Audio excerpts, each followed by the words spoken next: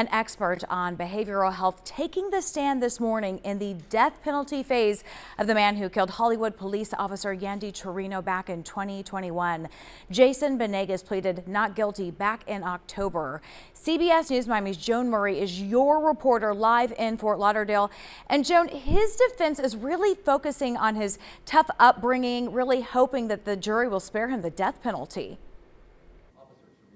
That's right, and this expert did a good job of explaining Banegas' background. He was on the stand nearly 2 hours in the morning. He met with Banegas at least 4 times and is a key witness for the defense now trying to save Banegas' life.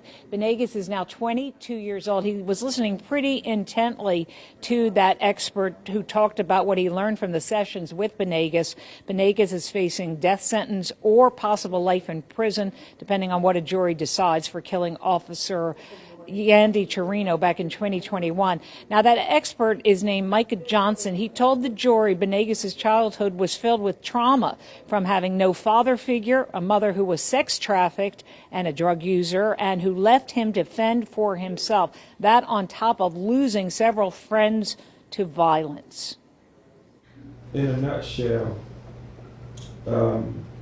Jason is an adolescent who was, and in some ways still is, was basically born and raised into an environment where there's an extreme amount of trauma and risk factors and a deficit of protective factors at multiple levels, from the community level to the household level to the peer level. And he had,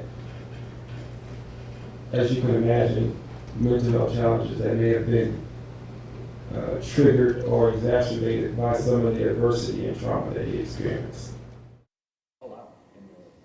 So basically trying to show that the traumas of childhood led him to a life of violence and finally to commit murder. Now this afternoon we expect to hear from members of Banegas' family.